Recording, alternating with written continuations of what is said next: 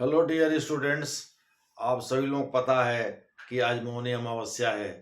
Actually इस समय संगम क्षेत्र प्रयागराज में जबरदस्त भीड़ जमा हुई है।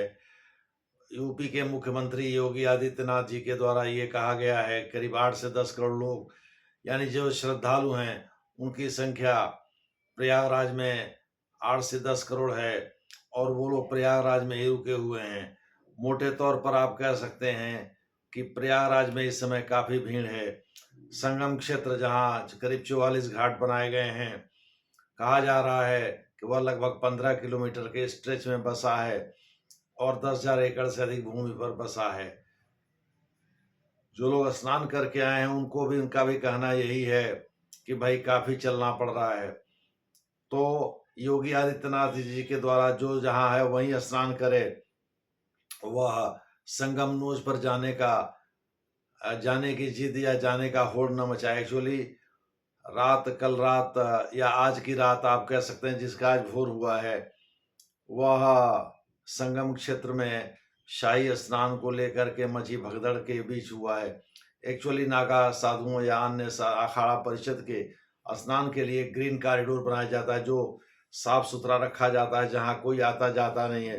कहा जा रहा है ये भीड़ जो है उसी रास्ते पर चल पड़ी और उसी ने आगे चल करके खुराफात किया, यानी अखाड़ा परिषद के आने की गलत सूचना, भ्रामक सूचना दी, जिसकी वजह से भगदड़ मच गई।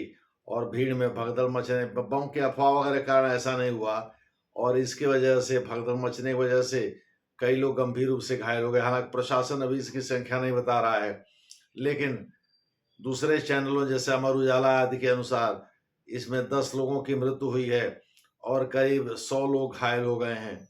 देखना है कि आगे क्या होता है। कुछ प्रत्यक्षदर्शियों के अनुसार तो उनके कुछ करीबी बिछड़ गए हैं। जैसे एक ने बताया कि भाई वो 8 लोग थे, अब 6 ही लोग हैं, 2 लोग बिछड़ गए हैं। एक महिला ने रोते हुए बताया कि उनके साथ 2 लोग और थे और संभवतः उनके पति देव भी थे, वो भी बिछड़ गए हैं।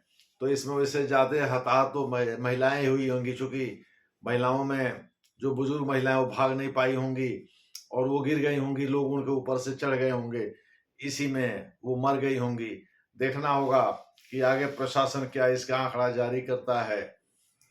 लेकिन देखना ये भी होगा कि कैसे अखाड़ों का स्नान होता है। अखाड़ा परिषद के अध्यक्ष रविंद्र गिरी ने बताया, रविंद्र गिरी महाराज पूरा नाम है, उन्होंने बताया कि तत्काल के लिए अखाड़ा परिषद ने फैसला किया था कि वो शाही स्नान की परंपरा आज नहीं निभाएंगे, यानी शाही स्नान को टाल देंगे। लेकिन बाद में जब स्थिति नॉर्मल हो गई तो अखाड़ा परिषद के अध्यक्ष ने कहा कि भाई अब अखाड़ों का स्नान शुरू होगा। आप सभी लोगों को पता है अखाड़ा की शुरुआत तो आदि शंकराचार्य ने 8वीं सदी में किया था, लेकिन अखाड़ा परिषद का निर्माण मध्यकाल के बाद हुआ और इस प्रकार से अखाड़ा परिषद का जो अध्यक्ष होता है वह 13 प्रमुख अखाड़ों का अध्यक्ष होता है। उसका एक संगठन है। एक किन्नर अखाड़ा है जिसकी ममता कुलकर्णी महामंडलेश्वर बनी है, वह थोड़ा अलग है, वह सांसारिक चीजों से इतना विरक्त नहीं रहता है।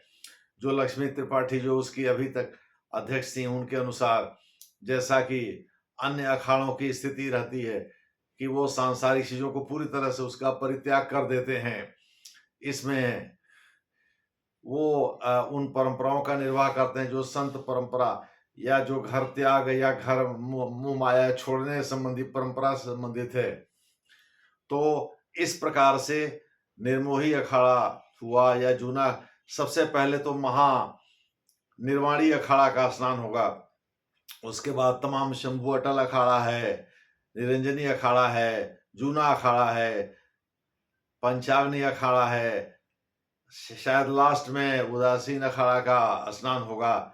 देखना होगा कि उसका या पंचायती अखाड़ा का स्नान होगा। जो भी है, देखना होगा कि आने वाले समय में क्या होता है। जैसी स्थिति होगी वैसा बताया जाएगा। वैसे अभी प्रशासन प्रबंध करने में थोड़ा विफल रहा है, इससे कोई इनकार नहीं कर सकता। देखना होगा कि भाई 8 से 10 करोड़ लोगों को मैनेज करना तो आसान नहीं होगा। देखना होगा आगे क्या होता है। जैसा होगा वैसा शेयर आपसे किया जाएगा। इस पर मैं पहले भी वीडियो बना चुका हूँ, आगे भी बनाता रहूँगा। जैसी स्थिति होगी वैसा आपको बताया जाएगा।